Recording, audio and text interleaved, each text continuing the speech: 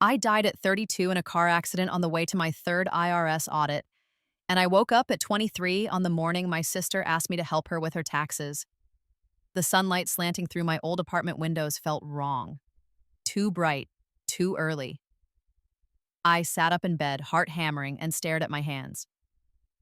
Young hands, smooth, no wedding ring, no calluses from the factory job I'd worked in my late 20s after everything fell apart.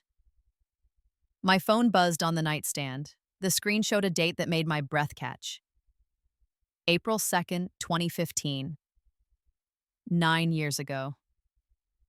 I grabbed the phone with shaking fingers. There was already a text from my sister, Rachel. "Can you come over today?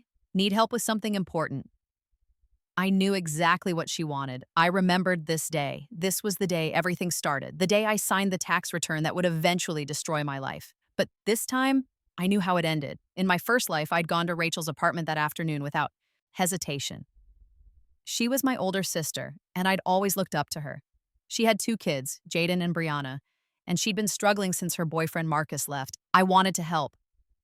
"The thing is," she'd said, sitting across from me at her kitchen table while the kids screamed in the other room, "I don't qualify for the earned income credit this year because Marcus claimed the kids last year and we're not married. But you could claim them. You work full-time, right? You get like $6,000 back. We could split it." "But they're not my kids," I'd said, confused. "They live with you sometimes," she'd insisted. "You help support them. It's not fraud, Jen. People do this all the time. My friend Tasha does it with her sister's kids every year." I'd believed her. God, I'd been so stupid. I'd claimed Jaden and Brianna as dependents on my 2014 tax return. I got a $6,100 refund. Rachel took $4,000 of it, and I kept the rest. Easy money, I'd thought. The next year, she'd asked me to do it again. And the year after that. And the year after that. By 2019, I was claiming 3 kids. Rachel had had another baby and getting nearly $10,000 in refunds each year. Rachel took most of it. She said she needed it for the kids, and I believed her. I always believed her. Then in 2020, I got my first audit notice. The IRS wanted documentation proving that Jaden, Brianna, and little Marcus Jr. were my dependents. They wanted school records showing my address, medical records, proof they lived with me more than half the year. I didn't have any of it because they weren't my dependents. They were Rachel's kids and they'd never lived with me. I'd panicked and called Rachel. "Just tell them they lived with you," she'd said. "Make something up. I can't get audited, Jen. I'm on Section 8 housing. If they find out I've been getting extra money, they'll kick me out. They'll take my benefits. My kids will be homeless." So I'd lied to the IRS. I'd forged utility bills. I'd created fake school enrollment forms. I'd done everything Rachel told me to do. The IRS hadn't believed me. They'd assessed me for $47,000 in back taxes, penalties, and interest. They'd garnished my wages. They'd put a lien on the tiny house I'd managed to buy, but it got worse. Because while I was being destroyed by the IRS, Rachel was still collecting benefits. She was getting food stamps, Medicaid, subsidized housing, and childcare assistance, all based on her claim that she was a struggling single mother with 3 kids and no other income. Except she did have other income. She had the tens of thousands of dollars she'd taken from my tax refunds over the years. She had a job working under the table at her boyfriend's auto shop. She had Marcus, who had moved back in with her but wasn't on the lease. She was committing welfare fraud, and she was using me as her cover. When I'd finally figured it out and confronted her, she'd laughed at me. "What are you going to do, Jen? Turn me in? Then you'll go to jail for tax fraud. We're in this together." We weren't together.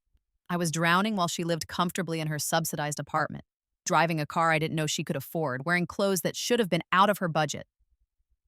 I'd consulted a lawyer. He'd told me the truth. I had committed tax fraud. Even if I'd been coerced, even if Rachel had lied to me, I was the one who signed the returns. I was the one who claimed the credits. I was liable. The stress had destroyed my health. I'd developed anxiety so severe I couldn't sleep. I'd lost my job. I'd lost my house. My credit was ruined. I couldn't rent an apartment. I couldn't get a car loan. My parents hadn't helped. They'd sided with Rachel. "She has kids to feed," my mother had said. "You're young and single. You'll bounce back." I hadn't bounced back. I'd barely survived. And then, driving to my third audit appointment in 2023, exhausted and hopeless, I'd swerved to avoid a deer and hit a tree at 60 miles per hour.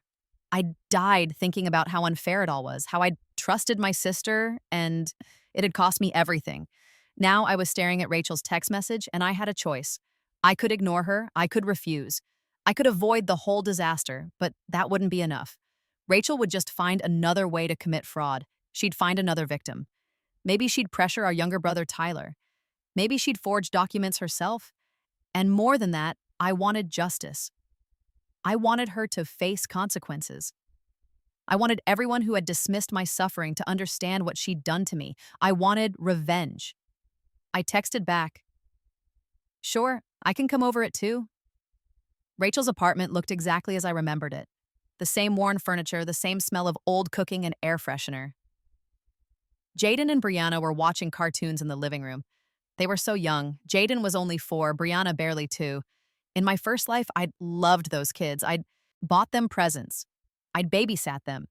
I'd believed I was helping them by claiming them on my taxes. Now, looking at them, I felt a complicated mix of emotions. They were innocent in all this. They didn't ask for their mother to be a criminal. "Thanks for coming," Rachel said, leading me to the kitchen. She looked younger too, less worn down. In this timeline, she hadn't spent years looking over her shoulder, waiting for her fraud to catch up with her. Yet. "What's going on?" I asked, sitting down. "Okay, so I need your help with something." Rachel pulled out a folder of papers. "Marcus claimed the kids on his taxes last year before we broke up, and now I can't get the earned income credit. But you could claim them. You'd get a huge refund, like $6,000, and we could split it. I'd give you $2,000 for helping." "Why would I be able to claim them?" I asked, even though I knew the script. "Because you help support them. You buy them stuff, you babysit, and they stay over at your place sometimes, right? The IRS just needs to see that you provide more than half their support and they live with you part of the year." "Do they live with me part of the year?" Rachel waved her hand dismissively. "What does that even mean? They're kids. They go back and forth." "Look, the point is, the tax code is designed to help working families. You're working. I'm struggling. This is what the earned income credit is for." "But the credit is supposed to go to the parent," I said carefully. "I am the parent. I'm just using your tax return to get it because Marcus screwed me over by claiming them last year." "Come on, Jen. It's not like we're stealing from anyone. This is government money. They want people to claim these credits."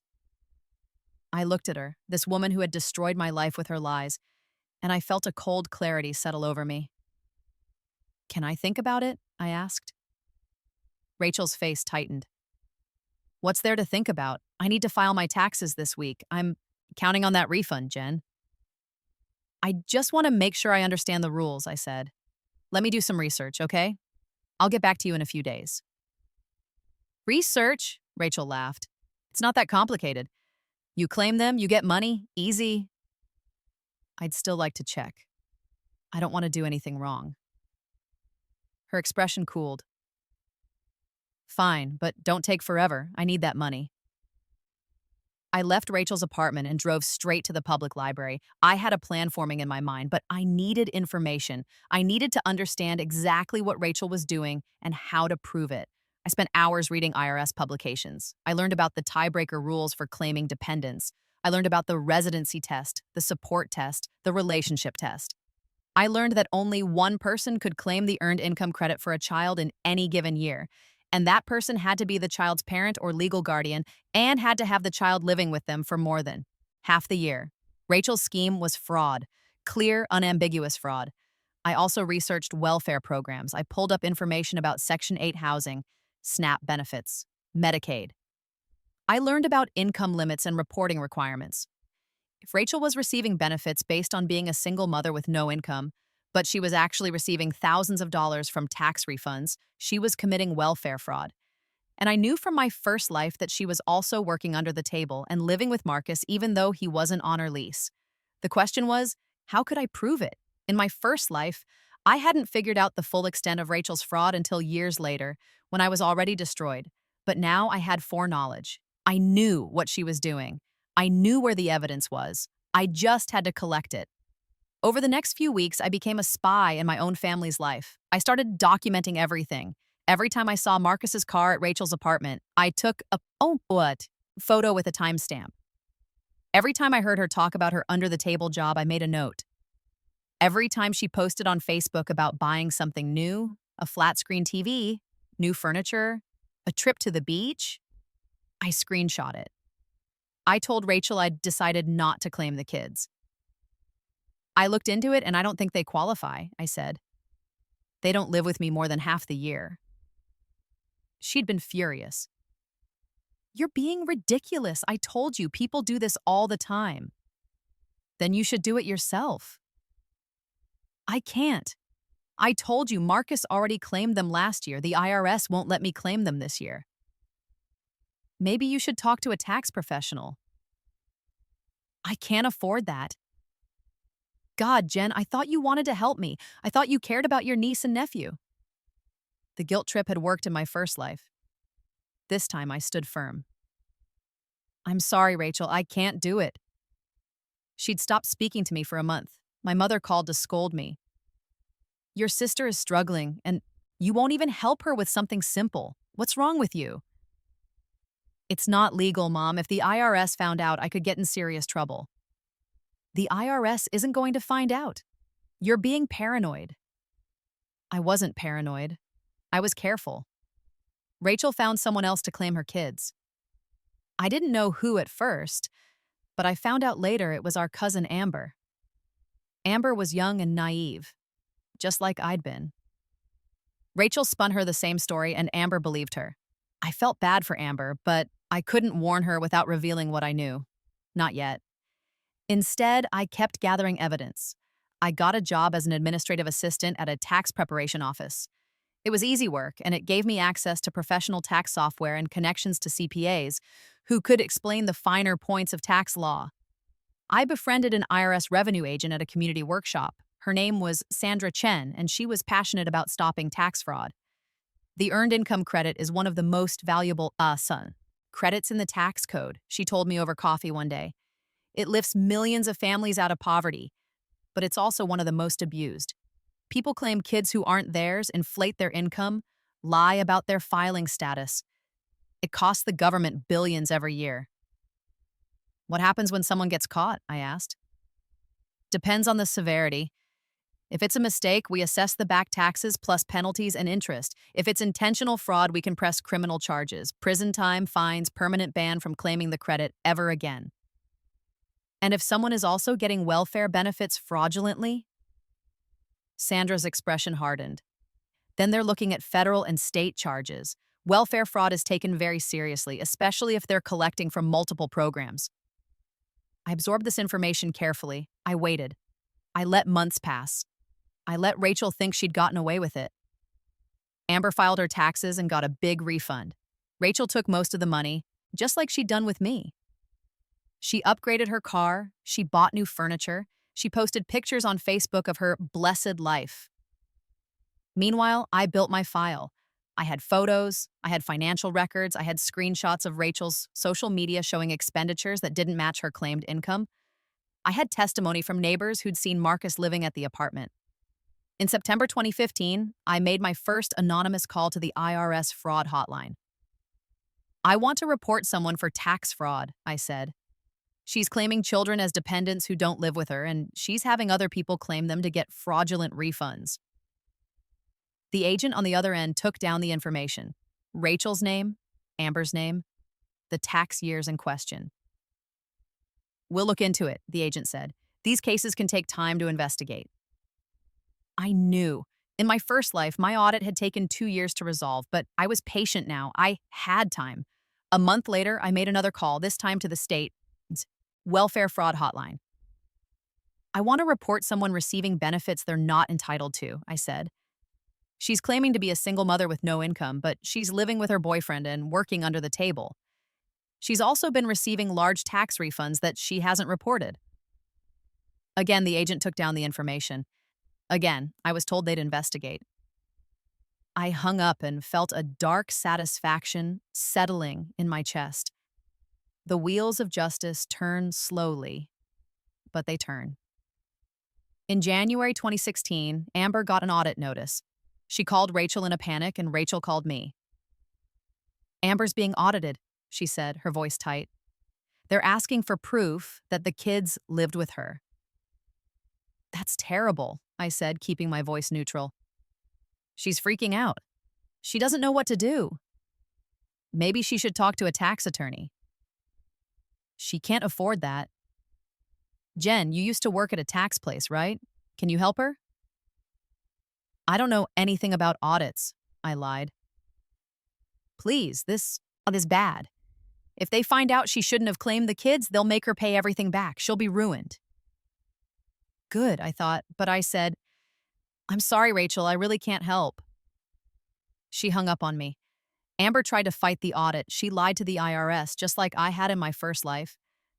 She created fake documents. She made up stories about the kids staying with her. The IRS didn't believe her any more than they'd believed me. In June 2016, Amber was assessed $8,000 in back taxes, penalties, and interest. Her wages were garnished. She had to move back in with her parents. Rachel miraculously seemed unconcerned. "Amber should have been more careful," she told our mother. "I feel bad for her, but she shouldn't have filed something wrong." The audacity of it stunned me. Rachel had convinced Amber to commit fraud, and now she was blaming Amber for getting caught. But I knew Rachel's luck was running out.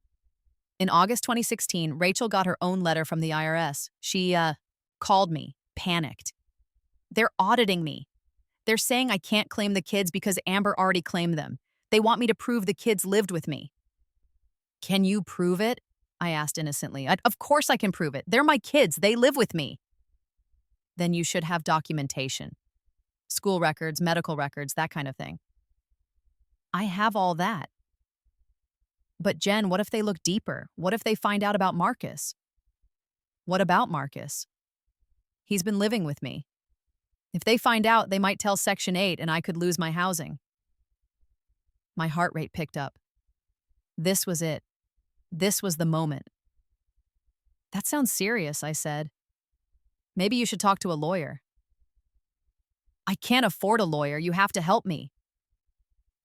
"I don't know how to help with an IRS audit, Rachel." "You work in taxes." "I'm an administrative assistant. I file paperwork. I don't handle audits." "Then find me someone who does." I paused, pretending to think. So, "There's a CPA at my office who handles audits. I could ask if she'd take your case." "Yes, please. I'll pay whatever she charges." "It's expensive, Rachel, usually a few $1,000s. "I don't have a few $1,000s. "Then I don't know what to tell you." She was crying now, Dee. "Please, Jen, you're my sister. I need help." I'd heard those words before. I'd fallen for them before, not this time. "I'll ask around," I said. "But Rachel, if you've done something wrong, you need to come clean. The IRS doesn't mess around with fraud." "I haven't done anything wrong. God, why does everyone think I'm some kind of criminal?" I didn't answer. Rachel tried to handle the audit herself. She submitted the documentation proving the kids lived with her, and the IRS accepted it. The kids were her dependents, after all, but the audit triggered something else. The IRS started looking at her previous returns.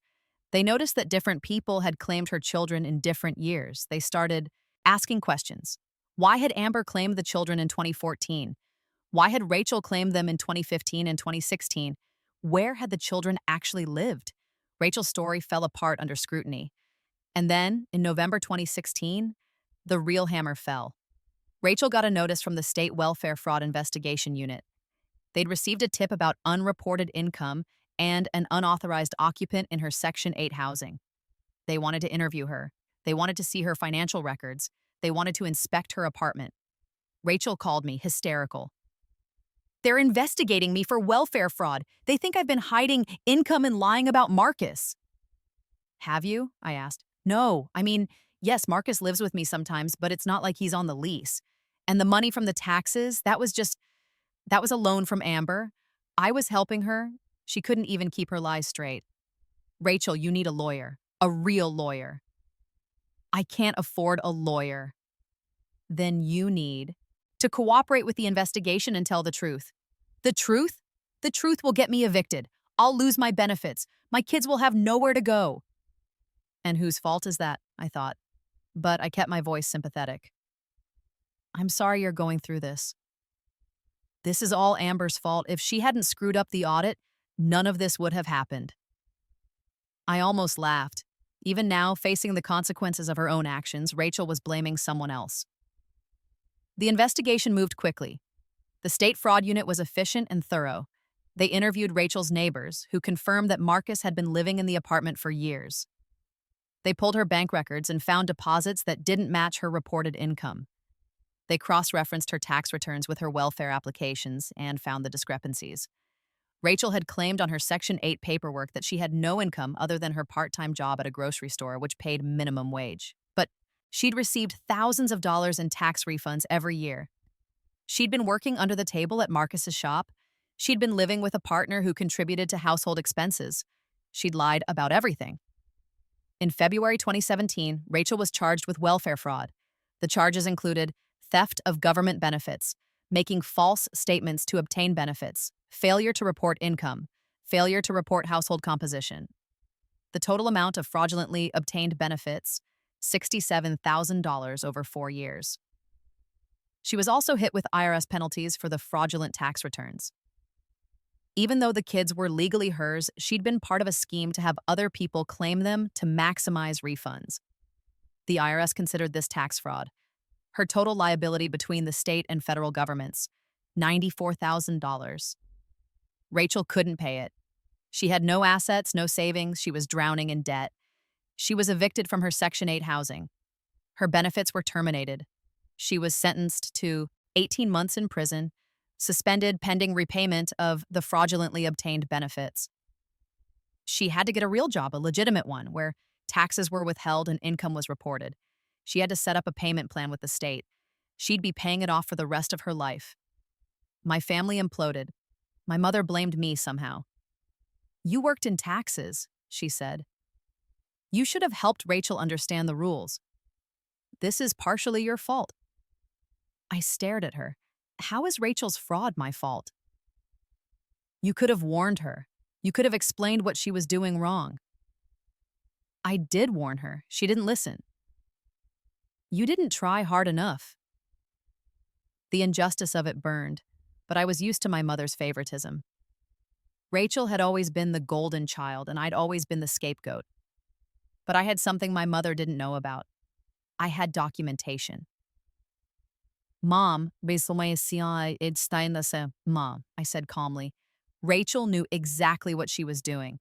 She pressured Amber into committing fraud. She would have pressured me if I'd let her. She's not a victim. She's a criminal. Don't you dare talk about your sister like that. It's the truth. And if you can't accept it, that's your problem, not mine. I walked out of my mother's house and didn't go back.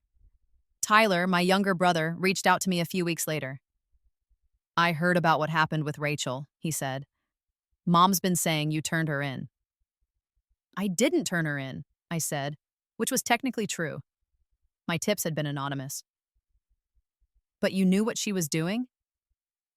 "I suspected. I tried to warn her." Tyler was quiet for a moment.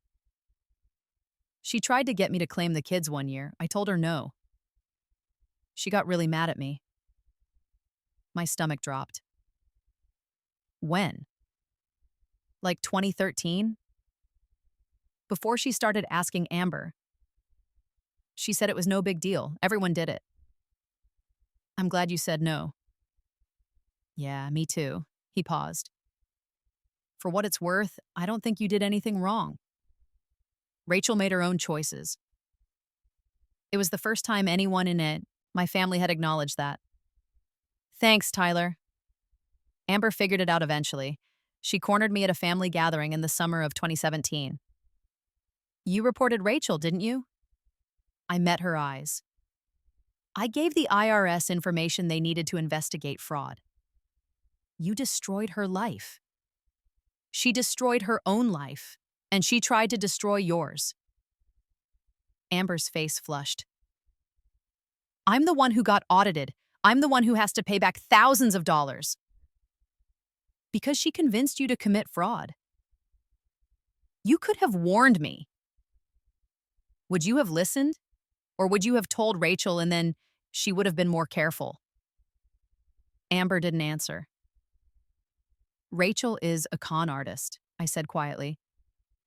She preys on people who trust her. She used you. She would have used me if I'd let her. I'm not going to apologize for stopping her. Amber left without another word. I didn't see Rachel for months. She was too busy working, trying to pay off her debts and avoid prison. When we finally crossed paths at Tyler's birthday party in late 2017, she looked hollowed out. Older, harder. I know it was you, she said. I didn't deny it. Good. Why? I'm your sister. You tried to ruin my life. I never did anything to you. The denial was so absurd I almost laughed. You tried to pressure me into committing tax fraud. When I said no, you found someone else and did it anyway. You've been stealing from the government for years and you finally got caught. That's not my fault. I was trying to survive. I was trying to feed my kids. You were trying to game the system and live off money you didn't earn. There's a difference. Rachel's face twisted with rage. You have no idea what it's like to be a single mother. You have no idea how hard it is. You're right, I don't. But I know what it's like to be honest. I know what it's like to work for what I have. And I know what it's like to watch someone I trusted try to destroy me. I never tried to destroy you. Thought about my first life. The audits, the garnished wages, the ruined credit, the lost house, the anxiety and depression, the car crash that had killed me. Yes, I said. You did. The years passed differently this time. I kept my job at the tax preparation office. I got promoted to senior tax preparer, then to CPA after I got my certification. I specialized in tax law and audit defense. I helped people who'd made honest mistakes with the IRS. I helped people who'd been victimized by scammers. I became known as someone who fought for the little guy. I never claimed anyone else's children on my taxes. I never cut corners. I never lied. My credit was perfect. I saved money. I bought a house, a real house, not a dump I could barely afford. I had a retirement account. I had stability. Rachel, meanwhile, struggled. She worked 2 jobs to make her payments. She couldn't get benefits anymore. Her fraud conviction made her ineligible for years. She and Marcus broke up again. She had to move into a shitty apartment in a bad neighborhood. My mother blamed me for all of it. We barely spoke. But I was free. For the first time in either of my lives, I was truly free. In 2020, the pandemic hit. Everything changed. I transitioned to working from home. My firm handled the Paycheck Protection Program loans for small businesses. We were swamped with work. Rachel lost one of her jobs. She called me desperate. I need help. I can't make my payment to the state this month. I can't help you with that, I said. Please, Jen, if I miss a payment, they'll revoke my suspended sentence. I'll go to jail. Then don't miss the payment. I don't have the money. That's not my problem, Rachel. How can you be so cold? I'm your sister. I thought about all the times she'd said that. All the times she'd used family as a weapon to manipulate me. You know what? I said. You're right. You are my sister. And when you needed help, you didn't ask me to loan you money. You didn't ask me to babysit the kids. You didn't ask me for honest help. You asked me to commit fraud. You asked me to risk my future so you could keep scamming the government. That's what you think family is for. So no, Rachel, I'm not helping you. She hung up on me. She made the payment somehow. She always did. She was a survivor, even if she was a dishonest one.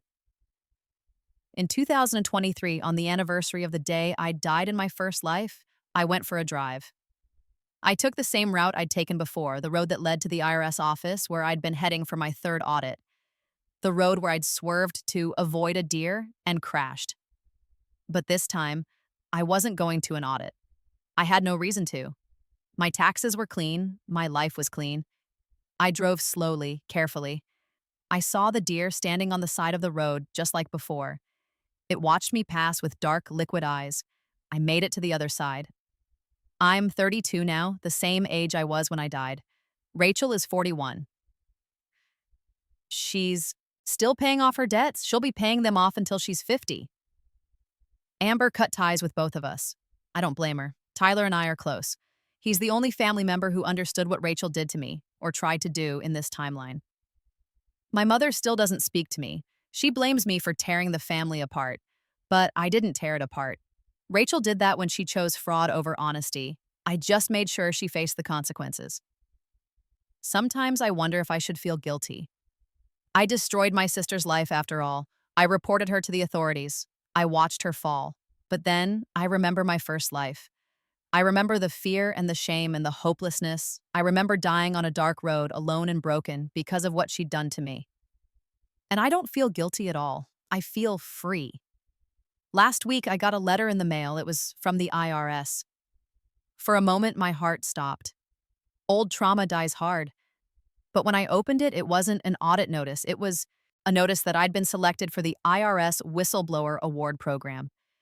Apparently, my anonymous tips about Rachel had led to the recovery of over $200,000 in fraudulently obtained benefits and unpaid taxes when you included penalties and interest across all the people she'd roped into her schemes. The IRS was sending me a check for $30,000 as a reward for reporting the fraud. I stared at the letter for a long time. Then I started laughing. The irony was perfect. In my first life, Rachel had stolen my tax refunds and ruined my credit. In this life, I'd gotten a reward for turning her in. Karma wasn't just a bitch. She was meticulous. I deposited the check and put the money toward my retirement account. I went to work. I helped honest people with their taxes. And when my phone rang and I saw Rachel's number, I let it go to voicemail. I didn't need to hear what she had to say. I knew she'd heard about the whistleblower reward somehow. I knew she'd be furious. I knew she'd scream about betrayal and family loyalty. But her opinion didn't matter to me anymore. I'd lived two lives. In the first one, I'd been her victim. In the second one, I'd been her reckoning. And I chose the second life every single time. 6 months later, I was at a coffee shop when a woman approached me. She was in her 40s, well-dressed, professional. "Are you Jennifer Torres?" she asked. I tensed. "Yes?" "I'm Sarah Mendez. I'm a reporter for the investigative journalism unit at the Tribune. I'm working on a story about welfare fraud and tax fraud schemes. Your sister Rachel's case came up in my research." My guard went up immediately. "I don't have anything to say about my sister." "I'm not trying to put you in the story," Sarah said quickly. "I'm trying to understand how these schemes work. How do people convince their family members to participate? What are the warning signs? How can we educate people to protect themselves?" I studied her. She seemed genuine. "Off the record?" I asked. "Completely off the record." I invited her to sit down. For the next hour, I told her everything. I explained how Rachel had framed the fraud as help and family support. I had explained how she'd targeted young, naive relatives who trusted her. I'd explained how she'd used guilt and manipulation. I didn't tell Sarah about my rebirth, but I told her about the tactics, the lies, the fake documentation. "This is incredibly helpful," Sarah said, taking notes. "Do you mind if I ask, did you ever participate in the fraud?" "No," I said honestly. She tried to pressure me into it, but I refused. That must have taken a lot of courage. It took research. I looked up the rules and realized it was illegal. Once I knew that, I couldn't do it. A lot of people don't do that research. They trust their family members. I know. That's why people like my sister get away with it for so long. Sarah nodded. What do you think should happen to people who commit this kind of fraud?" I thought about Rachel, about Amber, about all the people who'd been caught up in schemes like this. "I think they should face consequences," I said. "But I also think we need better education. People need to understand that the Earned Income Credit has rules. You can't just claim any kid. You can't share refunds. It's not a loophole. It's fraud." "What about the people who pressure others into committing fraud?" "They should face the harshest penalties. They're predators. They ruin people's lives." Sarah's article came out 3 months later. It was a comprehensive investigation into tax and welfare fraud schemes, focusing on how family members coerced each other into illegal activity. Rachel wasn't named in the article, but her case was referenced as an example. The article detailed how one woman had convinced multiple relatives to claim her children over several years, resulting in over $200,000 in fraudulent refunds and benefits. The article went viral. It was shared thousands of times. Other reporters picked it up. Politicians started talking about reform, and people started coming forward with their own stories. People who'd been pressured by family members, people who'd committed fraud because they didn't know any better, people who'd been victimized by schemes like Rachel's. I watched the conversation grow and I felt a deep sense of satisfaction. Rachel had tried to turn me into a criminal. Instead, I'd helped expose the entire category of fraud she'd been committing. On my 33rd birthday, I treated myself to a nice dinner. I went alone because I wanted to. As I ate, I reflected on my two lives. In the first one, I'd died broken and alone, destroyed by someone I'd trusted. In the second one, I'd taken control. I'd refused to be a victim. I'd made sure justice was served. I didn't have a big family anymore. My mother didn't speak to me. Rachel hated me. I'd lost relationships that had mattered to me in my first life. But I'd gained something more important, myself. I'd learned that family loyalty doesn't mean enabling criminal behavior. I'd learned that sometimes the right thing to do is the hard thing. I'd learned that I was strong enough to stand alone. The waiter brought me a slice of cake with a candle. "Happy birthday," he said. I made a wish, not for Rachel to suffer more, but for me to keep building this new life, this better life. And then I blew out the candle and ate my cake, savoring every bite. Rachel reached out one more time 2 years later. It was a letter, handwritten on notebook paper. I almost threw it away without reading it, but curiosity got the better of me.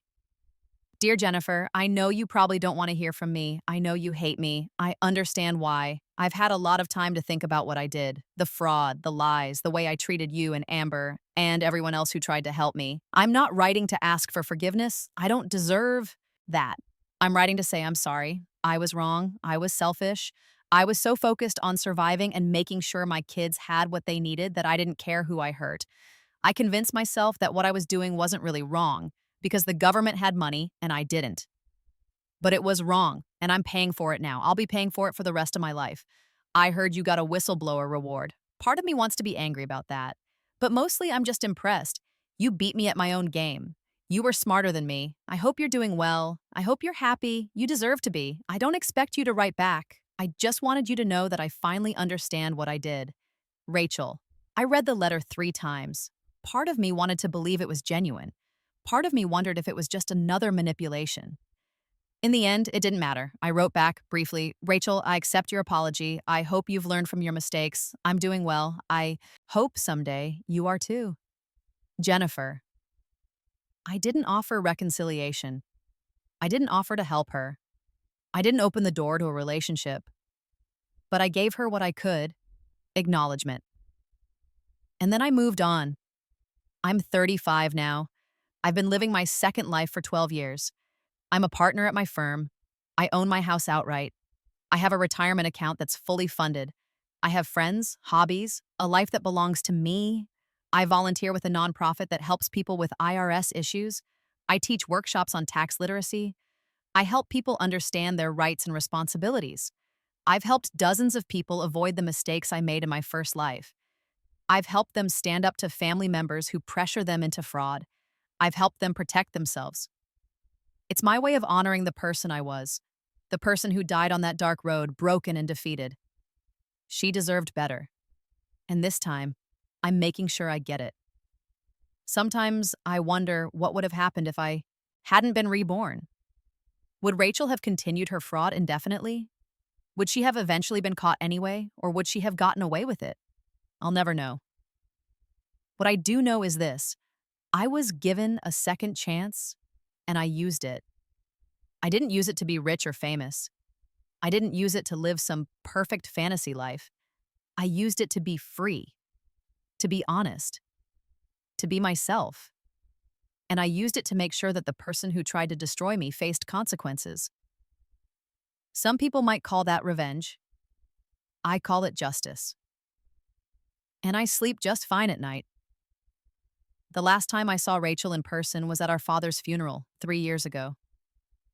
We didn't speak. We stood on opposite sides of the room, surrounded by different groups of family members. Tyler stood with me. My mother stood with Rachel.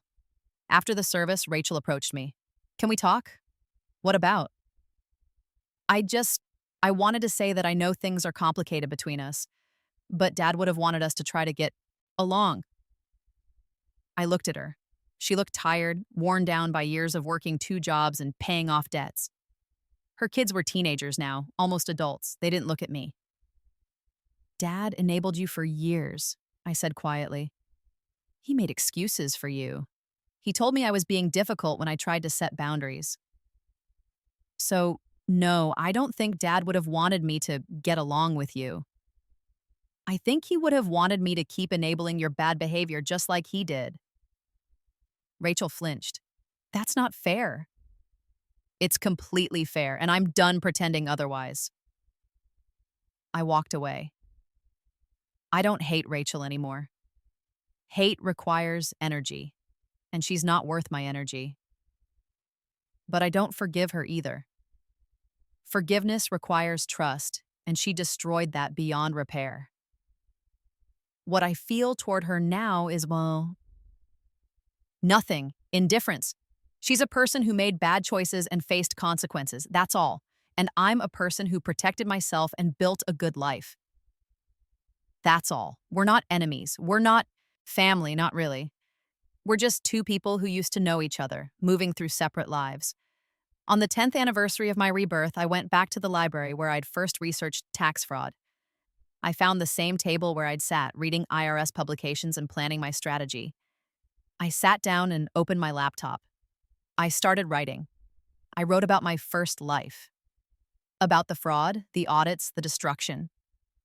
I wrote about my death. I wrote about my second chance, about the choices I'd made, about the revenge I'd taken.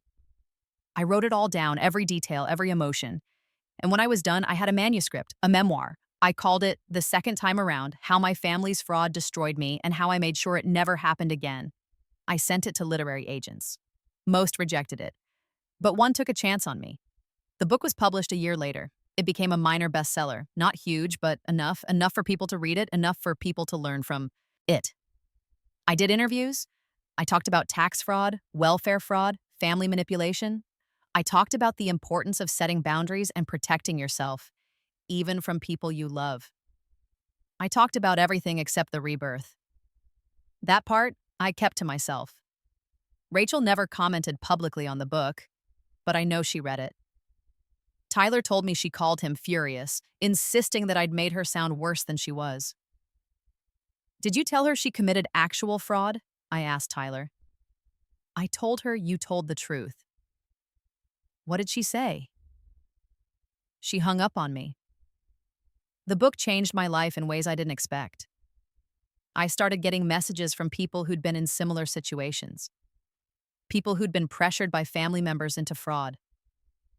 People who'd been victimized by welfare scams. People who'd lost everything because they trusted the wrong person. I started a support group. We met monthly, online and in person. We shared our stories. We helped each other heal. One woman, Maria, had been convinced by her mother to claim her sister's children for years. When she was finally audited, her mother threw her under the bus and claimed Maria had acted alone. Maria lost everything: her savings, her credit, her relationship with her family. I felt so stupid, Maria told the group. I trusted my mother. How could I have been so naive?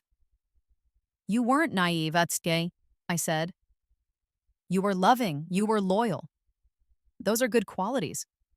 She exploited them. That's not your fault. Maria cried.